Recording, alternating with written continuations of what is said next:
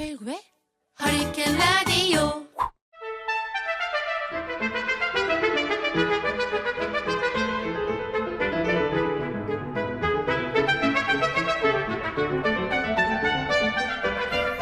정부가 코로나19 사태에 대한 위기 경보를 최고 단계인 심각으로 격상했습니다. 이에 따라서 저희 TBS도요, 코로나19 대응을 위해서 1단계 재난 특별방송 체제로 전환했습니다. 코로나19 바이러스의 확산 속도가 빨라지면서 시민 두려움 커지고 있습니다. 코로나19 우리가 제대로 알아야 대처도 제대로 할 수 있지 않겠습니까? 그래서 지식 큐레이터 강양구 과학전문기자와 함께 코로나19에 관한 모든 거 알아보는 시간 마련해봤습니다. 강양구 기자 안녕하세요. 네, 안녕하십니까. 강양구입니다. 강양구 기자에 대해서 제가 간단히 소개를 해드리면요. 2003년부터 지금까지 과학전문기자로 활동을 하고 있습니다. 특히 2005년에요. 황우석 사태 때는 사실을 폭로하는 기사를 최초로 보도해서 전 세계적으로 주목을 받았고요. 2015년에 메르스가 유행하던 당시에는 정부 방침에 저항하면서 메르스 감염 병원의 실명을 최초로 공개해서 병의 확산을 막기도 했습니다. 강양 기자, 이렇게 유명한 기자 이렇게 처음 만나뵈서 정말 반갑습니다. 예, 반갑습니다. 네. 처음 뵌 건 아닌데 언제 뵀어요? TBS 처음 진행을 하실 때 네. 제가 그 저녁 방송에서 네. 과학뉴스 브리핑 했었거든요. 아, 그랬습니까? 네, 그때 처음 출연하셨을 때 제가 게스트로 나와가지고 같이 방송했었습니다. 2년 반 전이라 잘 기억이.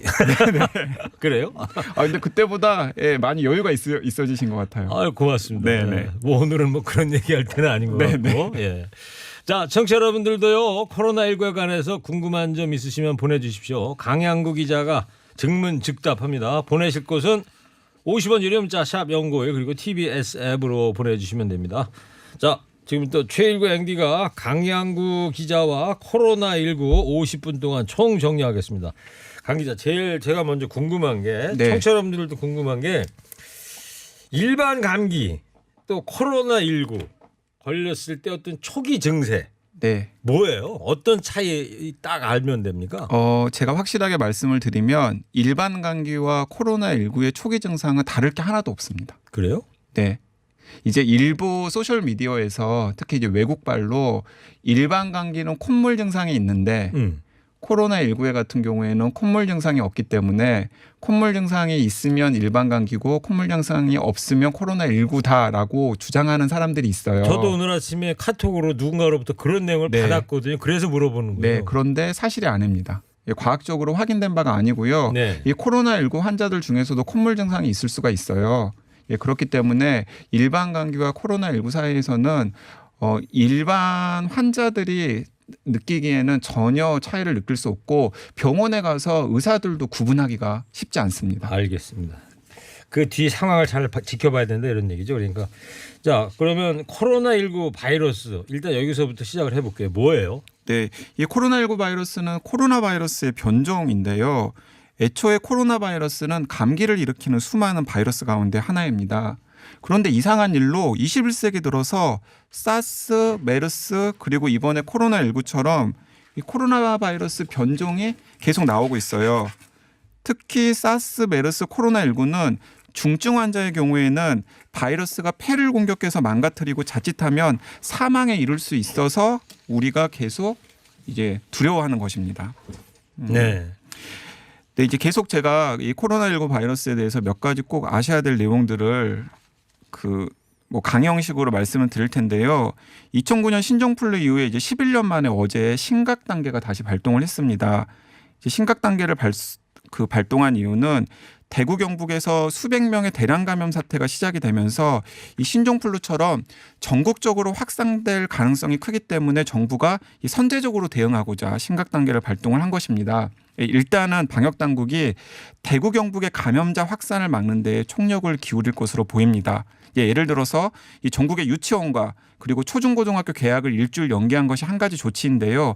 학교를 통한 바이러스 전파를 막기 위해서 일주일 연기한 것이고 만약에 이 일주일 연기를 하고서도 이 전국의 바이러스 확산세가 잡히지 않으면 한 주 더 연기할 가능성도 조심스럽게 검토 중입니다. 자, 코로나19 바이러스는 몇 가지 특징을 가지고 있는데요. 이 가장 중요한 특징은 증상 초기의 전파력이 강해서 아주 가벼운 증상이 있는데도 불구하고 본인이 감염 사실을 모른 채 타인에게 바이러스를 전파할 가능성이 큽니다.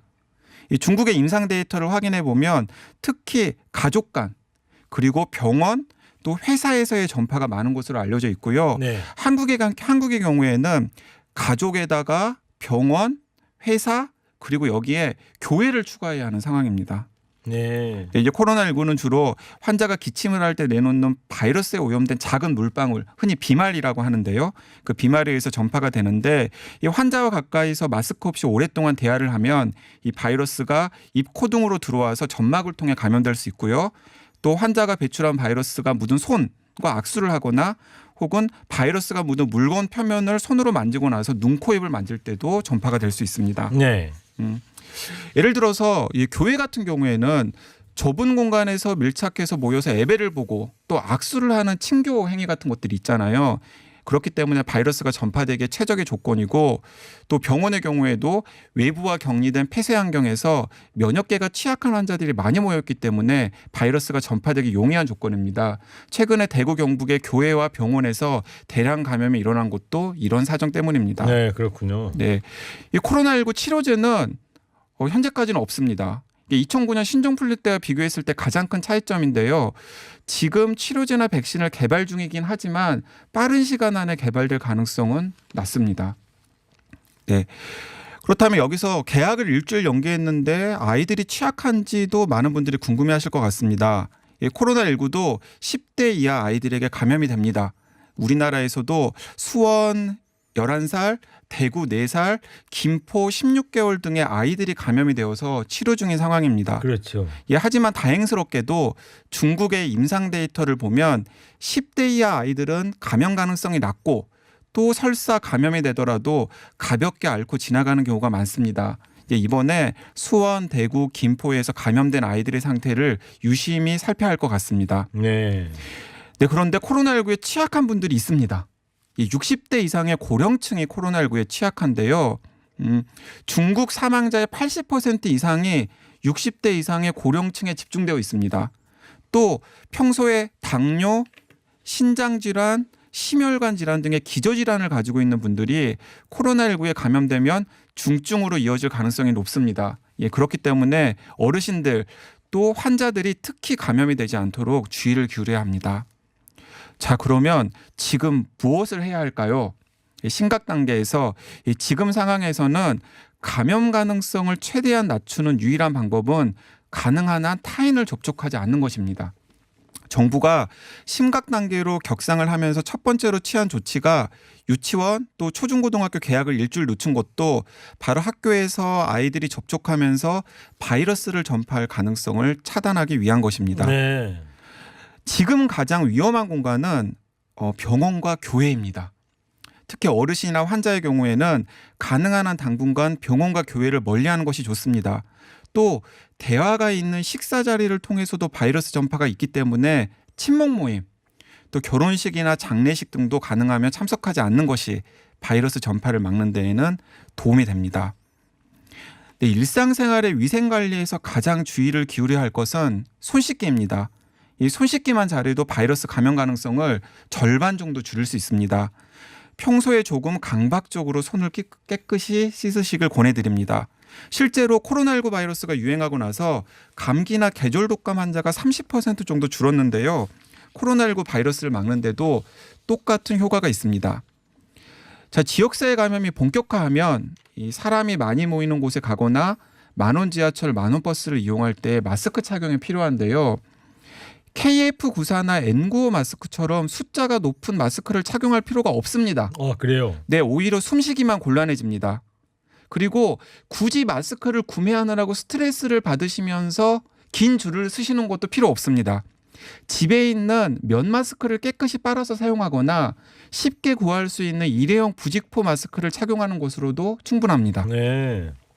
자, 마지막으로 지금 가장 궁금하실 게 이 질문일 것 같습니다. 감기 증상이 나타나면 어떻게 해야 할까? 자, 조심을 해도 감염이 될 수는 있습니다. 근데 코로나19 바이러스의 또 다른 문제점은 아까도 말씀드렸듯이 초기 증상이 일반 감기와 구별하기가 어렵다는 것입니다. 그런데 감기 증상이 있다고 불안해서 병원이나 보건소를 찾아가면 오히려 바이러스에 노출될 위험이 있습니다. 오. 왜냐하면 지금 가장 위험한 곳이 바로 병원이나 보건소 근처입니다. 자, 그렇기 때문에 감기 증상이 나타나면 불안해하지 말고 3일에서 5일 정도 자신의 경과를 살피는 것이 중요합니다. 평소처럼 해열제, 진통제, 감기약 등을 복용하면서 집 안팎에서 마스크를 착용하면서 개인 관리를 하다가 보통 일반 감기는 3일에서 5일이 지나면 호전이 됩니다. 네. 그런데 그렇게 기간이 지났는데도 특히 열이 나는 등의 증상이 계속 있으면 병원을 바로 가지 말고 관할 보건소나 1339에 상담을 하고 나서 그 지시를 따르시면 됩니다. 네. 자, 광양구 과학전문기자의 코로나 총정리 강연 형식으로 좀 들어봤는데요. 문자 질문 청취자분들께서 많이 보내주고 계십니다. 질문을 좀 드려볼게요. 네, 질문 주십시오. 어렵게 말하는 의사들보다 훨씬 유익한 정보 감사합니다. 네, 감사합니다. 질문이 있습니다. 확진자가 왔다 간 장소를 시간이 흐른 뒤에 방역 전에 방문할 시 안전한가요? 시간이 얼마나 흘러야 안전합니까? 네, 이론적으로는 바이러스가 몸 밖으로 나오면 최대 이틀 정도까지 생존할 수 있다라고 합니다. 그런데 사실은 그건 이론적인 이야기고요. 네. 실제로는 몸 밖으로 나온 바이러스는 아주 빠른 시간 안에 이제 소멸됩니다. 그렇기 예. 때문에 설사 그 확진자가 방문한 곳을 시간차가 별로 없이 방문을 했다고 하더라도 확진자와 같은 공간 같은 시간에 있지 않았다면 바이러스에 감염될 가능성은 거의 없습니다. 네. 그러니까 예를 들어서 음식점이에요? 네, 확진자가 왔다 갔대. 네. 그러면 최소한 얼마의 시차를 두고 들어가면 괜찮은 예를 거예요? 들어서 30분 1시간 뒤에 그 음식점을 우연히 방문을 했다고 하더라도 본인이 바이러스에 감염될 가능성은 거의 없다라고 네. 생각하셔도 됩니다. 또 있습니다. 질문. 음식을 같이 먹을 때 전염될 가능성은 없나요? 반찬을 젓가락으로 집어 먹을 때나 국물 떠먹을 때 등 질문드립니다. 사실 코로나19 바이러스가 음식을 통해서 전염되었다라는 과학적인 증거는 현재까지는 없어요. 예. 그런데 이 감염자들의 사례를 보면은 같이 식사를 하다가 감염된 사례가 있거든요. 최초에 왜 강남 맞습니다. 한일관 음식점에서 네, 그러니까 3번 환자가 6번 환자와 같이 식사를 하면서 6번 환자에게 바이러스를 전파를 시켰죠. 예. 근데 식사할 때를 생각을 해보면 식사하면서 마스크를 끼고 식사하는 경우는 없잖아요. 그렇죠. 그리고 1시간 반 정도 식사를 하면서 음식도 같이 먹지만 대화도 나누잖아요. 그렇게 대화를 나눌 때 입에서 튀어나온 바이러스가 상대방한테 들어갈 수 있고요. 그리고 또 다른 가능성은 이런 가능성이 있습니다. 예를 들어서 이제 크루즈선 같은 경우에는 뷔페 식사를 많이 하잖아요. 뷔페? 예, 뷔페 식사를 많이 하는데 그때 결혼식장 가서 뷔페를 먹는 경우를 생각을 해보면은 자신은 손을 깨끗하게 씻었다고 하더라도 음식을 덜 때 남이 만진 식기를 가지고 음식을 또 덜잖아요. 그렇죠. 그러면 그 다른 사람의 손에 혹시 바이러스가 묻어 있었다면은 그 식기를 만지는 사람들은 계속해서 손에 바이러스가 노출이 되는 거예요. 네. 그리고 그 바이러스에 묻은 손을 가지고 식사를 하거나 혹은 얼굴을 만지거나 눈, 코, 입을 만지다 보면은 자신도 모르게 바이러스가 점막을 통해서 들어갈 수 있는 가능성 등이 생기는 거죠. 자, 그렇기 때문에 뭐 음식을 통해서 바이러스가 전파되었다라기보다는 음식을 먹으면서 그렇게 밀착해서 접촉하면은 어쩔 수 없이 바이러스가 간접 전파되는 직접 또는 간접 전파되는 가능성이 높아지기 때문에 바이러스에 전파된다고 생각하시면 될 것 같습니다. 같이 밥을 먹을 때 이 침이 이제 비말이 있으니까 네, 네, 그렇습니다. 그게 더 위험하다 이런 얘기죠. 네, 네. 또 다른 질문입니다. 체온이 정상이면 감기 증상이 있어도 괜찮아요? 자, 중국의 임상 데이터를 보면은 이 코로나19 바이러스의 전형적인 증상이 발열이에요. 발열. 예, 38도 이상의 발열입니다. 자, 그렇기 때문에 감기 증상이 있기는 하지만은 열이 나지 않는다. 네. 네, 그러면은 그리고 열이 하루 이틀 났다가 금방 사그라졌다. 그러면 그것은 코로나19에 감염된 것이 아니라 일반 감기일 가능성이 굉장히 높습니다. 네. 그러니까 아까도 강 기자 얘기했는데 감기 걸렸을 때 불안해하지 말고 3 내지 5일 집에서 네. 그동안 먹었던 뭐 감기약이나 진통제 이런 거 먹고 경과를 지켜봐라. 경과를 그런 거죠. 지켜보라는 거죠. 왜냐하면 설사 코로나19에 감염되었다고 하더라도 그 정도 기간 동안은 코로나19 바이러스가 크게 건강을 해치지는 않거든요. 네. 그렇기 때문에 근데 대부분 그 코로나19 의심 증상이라고 하시는 분들이 음성 판정을 많이 받습니다. 예. 왜냐하면 일반 감기일 경우가 많다라는 거죠. 그렇기 때문에 섣부르게 보건소를 찾아가거나 병원을 찾아가면 오히려 더 위험한 바이러스에 네. 노출될 수 있기 때문에 3 내지 5일 정도 시간을 가지면서 지켜보다가 그래도 열이 특히 떨어지지 않는 거예요. 예. 오히려 열이 더 오르고 그러면은 이건 통상적인 감기가 아닐 수 있으니까 병원이나 응급실 1339. 예, 1339에 전화를 하거나 혹은 보건소에 전화를 하라는 거죠. 예. 정말 오늘 피가 되고 살이 되는 그런 좋은 정보 알려주고 계십니다. 한 청취자께서도 근데 어떻게 생각도 안 하고 답변을 해줘요? 대단합니다. 도대체 코로나를 얼마나 연구했어요? 네, 여러분의 이 안전을 지키기 위해서 열심히 공부하고 연구했습니다. 예. 네. 자, 또 질문 계속 드릴게요. 한 청취자께서 열에 약하니까 외출후 돌아오면 헤어드라이기로 옷 같은 걸 열 소독하라는데 이거 맞는 거 얘기예요? 자, 코로나19 바이러스가 70도 이상의 열에 약한 것은 사실입니다. 예. 70도 이상의 열에 노출이 되면 보통 3일이 되는데요. 그런데 헤어드라이기로 마스크나 옷 등을 그 가열을 한다고 해서 본인이 완벽하게 바이러스를 제거하는 데는 한계가 있어요. 혹시 거기에 바이러스가 묻어 있다면. 네. 자, 그렇기 때문에 그냥 제가 권해드리는 것은 헤어드라이기로 열 소독을 할 정도로 신경이 쓰이고 찝찝하시면은 옷은 세탁을 하시고 그리고 마스크 같은 경우에는 일회용 마스크를 사용하지 마시고 차라리 천 마스크를 한 2-3개 구매를 하신 다음에 그 천 마스크를 그냥 빨아서 사용하시는 게 훨씬 더 도움이 된다라고 생각합니다. 저도 그 무슨 KF 그런 거 쓰면 답답해가지고 답답해요, 맞아요. 처음 마스크 빨아서 쓰고 있거든요. 네, 그 잘하시고 계시는 거고요. 또 KF 숫자가 있는 마스크가 또 문제점이 되는 게 뭐냐면 방금 말씀하신 것처럼 답답하잖아요. 네. 그렇기 때문에 자꾸 손을 대요. 그렇죠. 그러면 그 손에 묻어 있는 맞아요. 마스크를 들었다 놨다 숨쉬게 하려고 그렇게 하거든요. 맞습니다. 그러면 손에 묻어 있는 혹시 묻어 있을지 모르는 바이러스 세균이 눈, 코, 입에 자꾸 접촉을 하기 때문에 마스크를 안 쓰는 이만 못하는 상황을 초래한다라는 거죠. 그런 게 또 있군요. 네.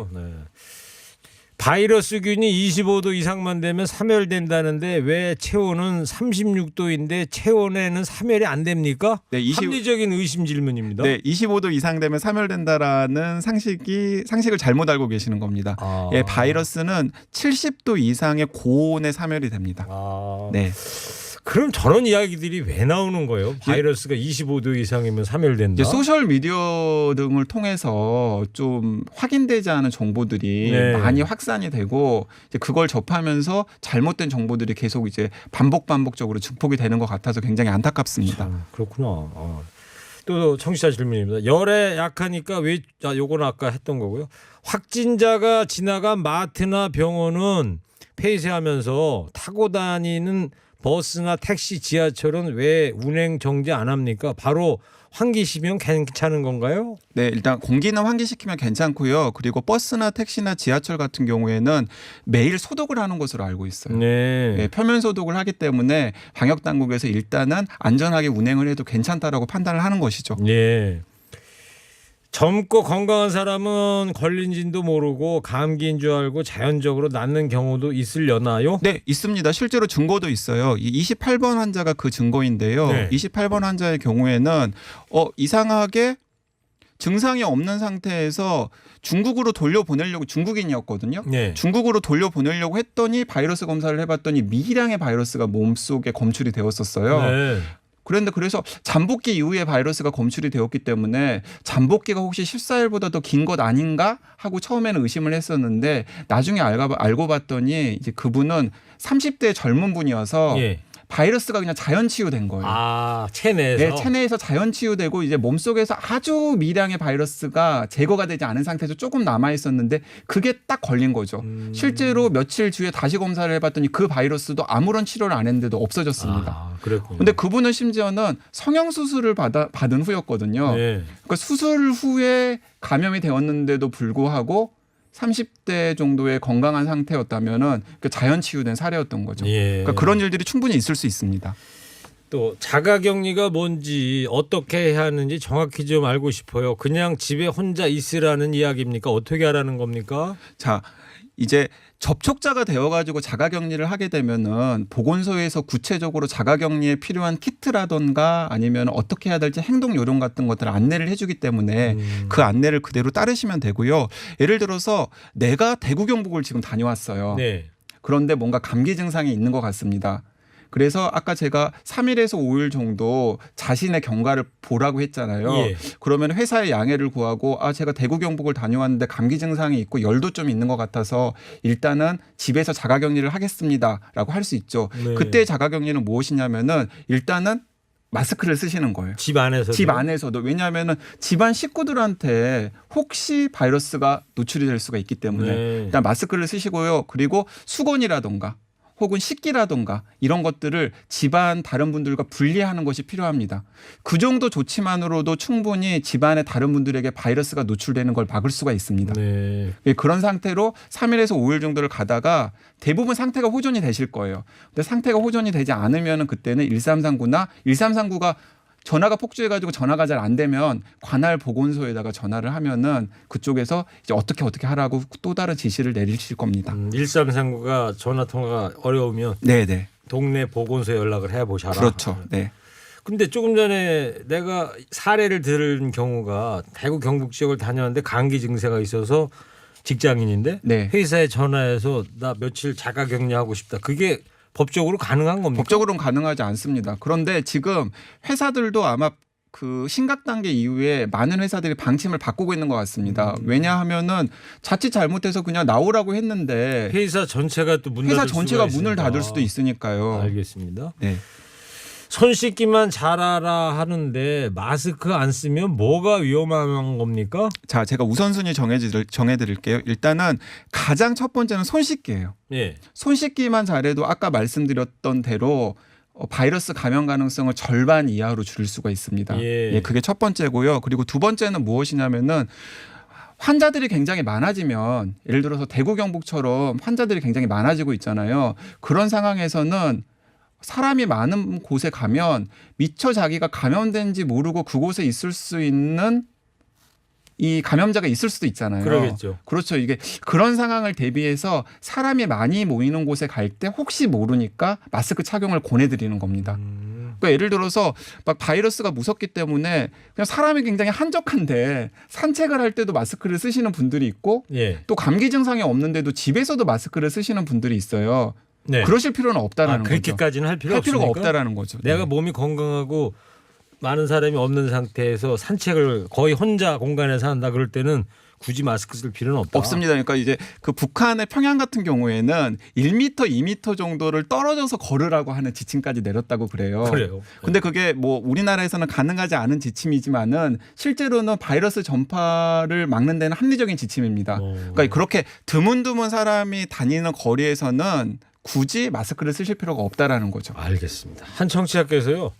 강양구 기자 저녁 뉴스에 한번 출연해서 오늘 내용 전파 좀 해주세요. 너무 유익하네요. 이렇게 보내주셨습니다. 좀 기다렸다가 저녁 때 한번 다시 말씀해 주시면. 알겠습니다. 자, 청취자 여러분 계속해서 우리 대단한 과학 전문 기자 이 생각도 안 하고 그냥 증문즉답합니다. 예. 전문가 강양구 기자에게 질문 계속 주시면 됩니다. 궁금한 게 얼마나 많으시겠습니까? 코로나19 관련 궁금한 사항 지금 바로 샵 0951 문자로 보내주시기 바랍니다. 잠시 전하는 말씀 듣고 돌아오겠습니다. 그 손소독 좀 주세요. 예. 네. 전하는 말씀 전해드리는 동안 손이나 좀 닦아야 되겠어요. 지금 시각 3시 33분입니다. 코로나19에 관한 총정리 강양구 과학 전문 기자와 함께하고 있습니다. 청취자분들께서 문자 응원 문자 보내주고 있는데 몇 분만 소개해드리고요. 네네. 굉장히 일목요연하시고 궁금했던 것들이 풀려서 너무 감사합니다. 소셜에 돌아다니는 말들 팩트 체크 좀 해주시고요. 또 다른 분께서는 이분이 코로나계 허준이네요. 네. 또 다른 분은 MBC 뉴스 데스크로 보내라. 우유빛깔 강양구. 예, 그냥 우유는 아니고요. 초코 우유? 네. 네. 자, 청취자분들 질문 계속 들어오는데 청취자 질문 소개해 드리기 전에 제 개인 질문. 네. 조금 전에 이제 전화 말씀 전해 드릴 때 손소독제로 제가 닦았잖아요. 네. 오늘도 한 벌써 4번째 닦는 것 같은데. 근데 이 손소독제를 이렇게 할 때는 끈적끈적하다가 금세 바삭바삭 마르는데 그 이유가 뭐예요? 그러니까 소독제의 가장 이제 중요한 성분이 알코올이거든요. 알코올. 네, 근데 알코올 같은 경우에는 금방 증발이 되잖아요. 아, 요 안에 알코올이 들어 있습니다. 그리고 알코올이 들어 있기 때문에 이 바이러스를 사멸하는데 손소독제가 도움이 되는 거예요. 마침 청취자분도 이런 질문 보내요. 네. 손소독제는 어떤 제품 쓰는 게 좋아요? 에탄올 62, 70 이렇게 종류가 많던데. 네, 에탄올 60% 이상의 제품이면은 다 코로나19 바이러스를 제거하는 데 도움이 됩니다. 아, 요거 제가 소독한 건 70% 에탄올. 예, 그러니까 62%든 70%든 큰 상관은 없고요. 여기서 제가 그냥 노파심에 하나 말씀을 드리면은 네. 손 소독제를 쓰시는 건 사실은 부차적인 일이에요.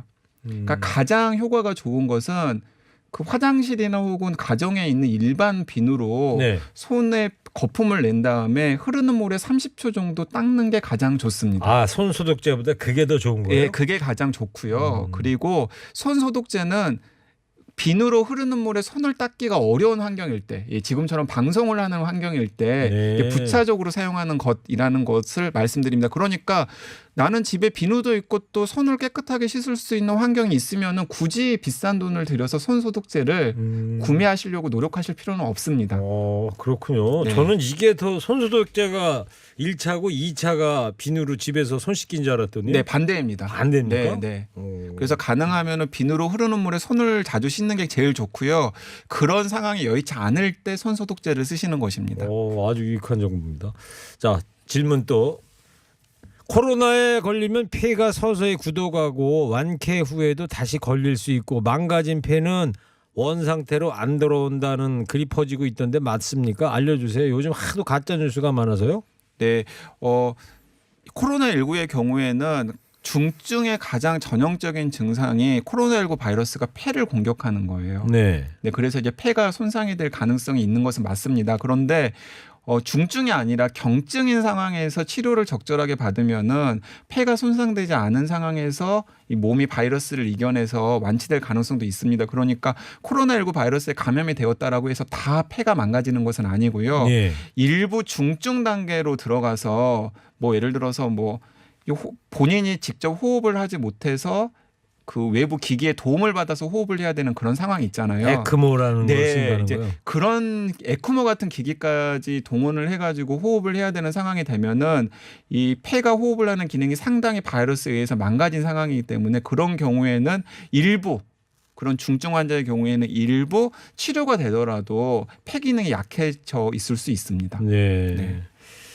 폐렴 예방 접종한 사람은 코로나19에 도움이 되나요? 이건 이렇게 생각을 하시면 됩니다. 그러니까 그 폐렴 구구균이라고 하는 그 예방 접종을 말씀하시는 것 같은데요. 그 접종을 하셨다 그래서 코로나19 바이러스에 안 걸리는 건 아니에요. 근데 코로나19 바이러스에 걸려가지고 중증 단계로 이어지면 폐를 공격하잖아요. 예. 그러면 그렇게 폐를 공격하면은 폐에서 합병증이 생겨요.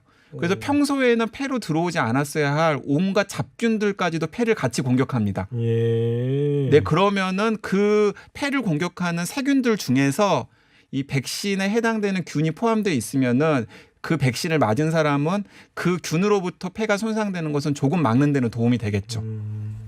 그러면 이 코로나19 바이러스가 폐만 공격하는 바이러스인 거예요? 폐만 공격하는 바이러스는 아니고요. 일단은 감기처럼 뭐 코나 입으로 들어와서 기관지 상기도라고 하죠, 흔히. 기관지 이쪽을 막 공격해요. 뭐 인후통이라든가 혹은 기관지염증이라든가 이런 것들을 일으키고 더 내려가서는 폐의 특정한 수용체와 결합을 해가지고 폐를 이제 서서히 망가뜨리기 시작하는 거죠. 근데 그 단계가 되면은 이제 중증인 거예요. 그래서 최초의 코로나19의 이름이 우한 폐렴이었잖아요. 예. 그냥 우한에서 이 코로나19 바이러스의 중증으로 이어진 환자들의 전형적인 증상이 폐렴이었기 때문에 이제 우한 폐렴이라고 하는 이제 별명이 붙였던 것이죠. 네. 자, 코로나19 자판기, 코로나19의 허준, 강양구 과학 전문 기자 함께하고 있습니다. 청취자 여러분, 질문 계속 보내주십시오. 이런 것들이 궁금하다 많으실 테니까요. 자, 질문 계속 보내주고 다른 청취자분들 질문 소개해드리겠습니다. 택시에 코로나19 의심되는 승객이 탔을 경우에요. 승객이 내린 뒤에 바로 환기시키고 다음 승객 태우면 괜찮을까요? 환기를 시켜도 실내에 묻은 바이러스에 전염될 경우는 없나요? 그렇죠. 택시 기사님들 이런 걱정 많으실 거예요. 네, 많으실 거죠. 근데 만약에 실제로 그 승객이 코로나19 바이러스에 감염이 되었고 또 마스크를 끼지 않은 상태에서 굉장히 막 심하게 기침을 했단 말이죠. 뒷자리에든 옆자리에 앉아가지고. 옆자리든 그러면은 택시의 일부에 코로나19 바이러스에 오염된 작은 물방울들, 비말이 묻어 있었을 가능성은 있습니다. 네. 네, 그런데 아까도 이야기했지만은 이제 인체 밖으로 나온 이 코로나19 바이러스는 금방 사멸되기 때문에 뭐 그것이 오랫동안 지속되지는 않을 거예요. 근데 예를 들어서 바로 손님이 타가지고 그런 부분들을 만졌다고 한다면은 이제 그 다른 손님의 손에 바이러스가 묻어 있을 수는 있죠. 네. 그렇기 때문에 혹시 만약에 찝찝하시다고 생각을 하시면은 이 뭐 알코올솜이라든가 아니면 이런 것들을 좀 들고 다니시다가 예. 이제 그런 부분들 그 비말이 묻어 있을 만한 부분들을 좀 닦아주시는 조치를 즉석에서 취하면은 이 바이러스 전파를 예방하는 데는 훨씬 더 도움이 되리라고 생각합니다. 다음 승객을 위해서는 운전기사님께서 그런 조치를 취할 수 있지만 정작 택시 기사님은 어떻게 해요?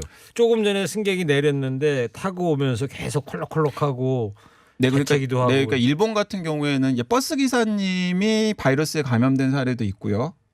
관광버스긴 했습니다만은 그리고 코로나19 바이러스에 감염된 환자들을 태운 것으로 의심이 된 택시 기사들이 감염된 사례가 있습니다. 예. 그렇기 때문에 저는 일상생활에서도 택시를 타면은요 최근에 택시 기사님들께 마스크 꼭 착용하세요라고 말씀드려요. 예. 왜냐하면 어떤 분들이 손님으로 탈지 모르잖아요. 그렇죠. 네. 네, 알겠습니다. 저는 당뇨와 폐, 심장질환, 기저질환자입니다. 5일 전부터 아내가 감기 기운과 37.5도 이하의 미열이 있다가 정상 반복을 하고 있고요. 저는 3일 전부터 오늘 4일째인데요. 약한 몸살 기운이 있다가 괜찮다가 이를 반복합니다. 미열도 반복하고요. 그런데 보건소에 가야 하나요? 어떻게 해야 돼요? 의료상담 1339에 전화해야 됩니까? 어떻게 해야 됩니까? 자, 이분 같은 경우는? 이런 경우에는 또 그 기저질환이 있으시잖아요. 그러니까 굉장히 걱정이 되는 상황이잖아요. 예. 그럴 때는 주저하지 마시고 그 관할 보건소 1339에 전화하면 아마 통화 중으로 연결이 안 될 가능성이 큽니다. 그러니까 그 관할 보건소에 전화를 해서 지금 뭐 이런 상황인데 어떻게 대응하면 좋을까요?라고 상담을 받아보시기를 권해드리겠습니다. 네, 동네 보건소 전화번호 찾으셔가지고. 네네. 근데 1339에 이 전화가 좀 몰라서 한 번도 안 해봐서 그렇습니다만 폭주를 하고 있나요? 네, 전화가 1339에 지금 전화가 폭주하고 있고요. 또 이 그 감기 증상을 가지고 계시는 분들이 보건소를 찾아가 가지고 선별진료소에 줄을 서서 기다리고 계신데요. 예. 근데 그런 상황이 바로 위험한 상황인 거예요. 아, 오히려. 예. 네, 그래서 제가 아까 일반 감기 증상이면은 그냥 집에서 3일에서 5일 정도 좀 경과를 지켜보신 다음에 관할 보건소나 혹은 전화가 되신다면 1339에 전화드려서 상담을 해보라고 권해드리는 겁니다. 1339 콜센터는 어디 중앙보건복지부에서 운영한 한 군데 있는 거예요? 네, 전국에 그렇습니다. 곳곳이 있는 거예요? 이 1339는 지금 그 이제 중앙 차원에서 운영을 하고 있는 것이고요. 그리고 이제 관할 보건소들에서 또 상담을 하고 있거든요. 예. 1339 전화가 폭주해가지고 잘 안 되면 관할 보건소에 전화를 하면은 관할 보건소는 연결이 될 가능성이 좀 더 높습니다. 알겠어요. 임산부가 코로나19에 감염되면 태아는 어떻게 됩니까? 현재 임산부가 코로나19에 감염되었다라고 해서 태아에 바로 감염이 될 가능성이 있다라는 증거는 없습니다. 네. 그러니까 태아는 감염이 안 된 채 태어날 가능성이 있는데, 근데 예를 들어서 엄마가 바이러스에 감염이 되어 있으면은 그 김포에서 16개월 아기가 감염이 되었잖아요. 네, 어제요. 예, 그런 것처럼 태아도 감염될 가능성은 있겠죠. 네. 근데 한 가지 굉장히 다행스러운 일은 제가 이거 안심시켜 드리기 위해서 많이 이야기를 하는데요. 중국의 의료 데이터를 보면 일단은 10대 이하의 아이들의 경우에는 감염 가능성도 낮고요. 네. 그리고 가족 간 전파로 설사 감염이 되었다고 하더라도 가볍게 앓고 지나가는 경우가 거의 대부분입니다. 아, 10대들은 10대 혹은 10대 미만의 아이들 같은 경우에는. 그래서 우리나라에서도 지금 대구 4살, 수원 11살, 그리고 이번에 김포 16개월 아기가 새 네. 아이가 감염이 되었는데 연소자들인데요. 네, 상태가 지금 비교적 좋고요. 아. 네, 그래서 이제 계속해서 모니터링을 해야 될 것 같은데 제 중국의 경험에 비춰봐서는 완쾌가 되지 않을까 싶습니다. 또 그렇게 그래요? 기대해야 되겠고요. 네. 수일 며칠 후에 해외 여행 UAE 아랍에미레이트 여행이 예정되어 있는데요. 패키지 여행이고요. 예약금과 잔금 모두 입금 상태고요. 같이 가는 여행객이 누군지도 모릅니다. 이거 가야 돼요, 말아야 돼요, 고민됩니다. 자, 이게 한 가지 지금 걱정할 게 우리나라도 지금 확산 분위기라서 좀 걱정이 되는 상황인데 네. 지금 이란에서 사망자가 나왔거든요. 아, 그러니까 그래요? 지금 중동 지역에서 파악이 되지 않은 코로나19 환자들이 많이 있을 가능성이 있습니다. 예. 자, 그렇기 때문에 뭐 여러 가지 고려를 하셔야겠지만은 지금 상황에서는 굳이 여행 꼭 필요한 것이 아니면은 여행을 가실 필요가 있을까? 네. 저라면 권해드리고 싶지 않습니다. 네, 네. 알겠습니다. 1339에 전화해 보신 청취자분이 이런 문자를 보내주셨어요. 저희 누나도 아까 1339로 상담 후에 병원 가서 진료 받으니 열 없다고 그래서 집에서 쉬고 있어요. 불안한 입장에서 확실히 물어보고 가니까 마음이 놓이네요. 병원 가기 전에 1339 이용하는 게 좋을 것 같습니다. 친절하기도 합니다. 전화 받으시는 분들도 고생 많으십니다. 이런 문자 보내주셨어요. 네, 지금 굉장히 고생 많이 하고 계시거든요. 그러니까요. 이제 응원해 주시면 좋겠습니다. 예. 친구 신랑이 확진자와 식사를 했고요. 친구는 그런 줄 모르고 나와 식사를 했습니다. 친구 부부는 검사를 했는데 음성이랍니다. 저는 어찌해야 합니까? 걱정 안 하셔도 됩니다. 네. 친구 부부가 음성으로 나왔으면 네, 괜찮다. 걱정 안 하셔도 됩니다. 드라이기로 바이러스를 죽일 수 있다는 게 근거가 있나요? 아까 저 말씀드린 내용이죠. 근거 없는 거죠. 네. 그리고 제가 세탁을 하라고 차라리 권해드렸고요. 예. 그러니까 바이러스가 고열에 약하긴 하지만은 드라이기로 바이러스를 완벽하게 개인이 소멸시키는 것은 어려운 일이기 때문에. 예. 네. 드라이보다는 차라리 세탁을 하셔라 이런 이야기고요. 안녕하세요. 코로나 바이러스 백신이 미국에서 개발됐다는 기사 봤는데 진짜 코로나 바이러스 백신이 개발됐는지 궁금해요. 네, 개발되지 않았고요. 지금 중국, 미국 그리고 세계 곳곳에서 이제 코로나 바이러스 백신을 개발하기 위해서 열심히 노력을 하고 있는 상황입니다. 네. 근데 백신이 개발된다고 하더라도 그것이 얼마나 빨리 이제 환자들에게 빨리 이제 시민들에게 쓰일 수 있을지는 네. 지금 좀 두고 봐야 될 것 같습니다. 특히 저런 이야기들이 SNS를 통해서 이렇게 무책임하게 막 돌아다닌다는 거예요. 네, 그러니까 약간 이제 검토하고 있다, 개발 가능성이 있다, 뭐 개발의 초기 단계다, 뭐 이런 식의 내용들이 기사화가 되면 네. 그런 외국 기사들이 부분적으로 번역이 되어가지고 소셜 미디어에 막 확산이 되고 있는 것 같습니다. 예. 네. 가정에서 사용하는 섬유 탈취제도 도움이 될까요? 네, 도움되지 않습니다. 네. 네, 한 번 앓은 사람은 두 번 다시 코로나 걸리지 않는가요? 잘 모릅니다. 몰라요. 네, 이거는? 아직은 잘 모릅니다. 완치가 된 뒤에도 완치가 된 뒤에도 코로나 바이러스에 다시 감염이 될지 혹은 감염이 되더라도 항체가 금방 이겨낼지는 아직까지 확인된 바가 없습니다. 예. 폐호흡기 말고 다른 곳에 침투하는 경우는 없나요? 예를 들어서 피부, 상처 부위 등등에. 이 코로나19 바이러스는 입이나 코나 눈의 점막을 통해서 전파가 되는 점막을 것이라고. 통해서? 네. 그래서 이 손 씻지 않은 상태에서 눈을 비비지 말라고 그러는 눈을 거구나. 비비거나 뭐 코를 후비거나 코를 만지거나 뭐 입을 대거나 뭐 이런 걸 이제 하지 말라는 것도 그 때문입니다. 저는 방송하면서도 가끔 여기 손가락 같은 거 여기 대고 그러는데 이거 하면 안 되겠죠. 하면 안 되죠. 네네. 공중 화장실 손잡이나 엘리베이터 버튼 같은 데서 감염될 확률이 높겠지요? 네, 사실 찝찝하시죠. 네. 네, 손 씻으십시오. 항상 그래서 네, 손 네, 씻죠. 손 씻으십시오. 네, 네. 저도 TBS 1층에 그 육중한 그 출입문이 있는데 네. 장갑을 끼면 이렇게 손으로 밀고 네. 아니면은 이렇게 팔꿈치로 밀고 소매로 그러거든요. 네, 맞습니다. 그리고 방금 말씀하셨는데 장갑을 끼면 도움이 되는지 감염 예방에 도움이 네. 되는지를 물어보시는 분들이 있어요. 도움 되는 거 아니에요? 도움 됩니다. 예. 네, 도움 됩니다. 그러니까 본인이 예를 들어서 손 씻는 것에 좀 익숙하지 않으시면 네. 그리고 깜빡깜빡 하시면은 차라리 장갑을 끼고 다니는 걸 권해드립니다. 알겠어요. 자영업자입니다. 방문 고객의 코로나 예방 차원에서 일요일부터 임시 휴업을 했어요. 영업을 해도 되는지 어떻게 해야 할까요? 휴업을 하면 언제까지 해야 할까요? 걱정입니다. 이런 자영업자분들 뭐 한두 분이 아니실 텐데 가뜩이나 장사도 안 되는데 말이죠. 네, 장사 안 되죠. 그리고 지금 심각 단계로 올렸기 때문에 이제 많은 분들이 또 식당도 잘 안 가시려고 하시고 예. 또 식당을 하시는 분들도 문을 열어야 되나 열지 말아야 되나 좀 걱정이 많으실 것 같은데 그러니까 지금 상황에서는 어쨌든 열어도 손님들이 많이 없을 것 같기는 해요. 네, 그렇기 때문에 이제 본인이 판단을 하셔야 될 것 같은데 굉장히 안타까운 일이죠. 네. 빨리 이 사태가 지나가야 되는데요. 네. 네.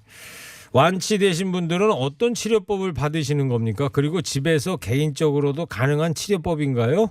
치료제가 없다는데 완치되시는 분들은 어떤 치료를 정말 받으시는 거예요? 사실은 그러니까 병원에 가도 경증 환자들은 거의 치료를 받지 않아요.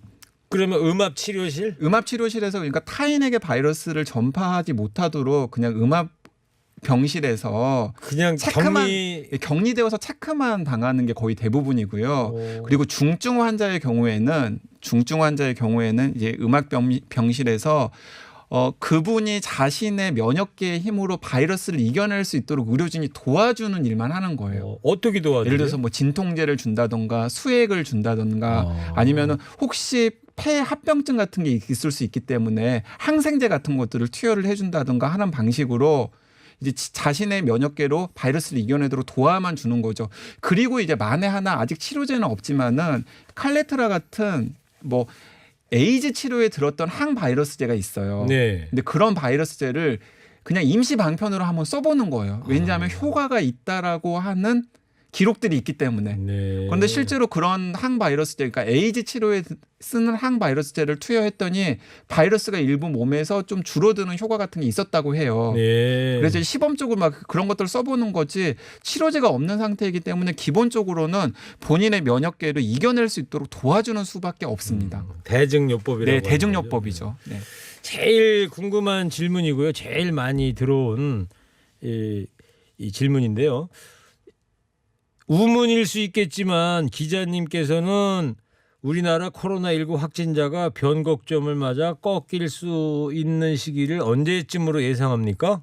굉장히 어려운 질문인데요. 이제 어쨌든 간에 꺾이긴 꺾일 거예요. 그러니까 모든 바이러스는 시작이 있으면 정점을 찍고 난 다음에 끝이 있거든요. 예, 그런데 그게 언제일지는 모르겠습니다. 네. 날 더워지면 뭐 좋아질 거란 얘기도 있던데. 그렇지 않습니다. 왜냐하면 생각해 보세요. 2015년에 메르스, 그러니까 같은 코로나 바이러스 변종이었던 메르스가 유행했던 시기 여름철이었어요. 여름이었죠. 그리고 2009년에 신종플루 7, 8월. 예. 5월에 시작해서 7, 8, 9, 10월에 가장 바이러스가 전파가 많았었거든요.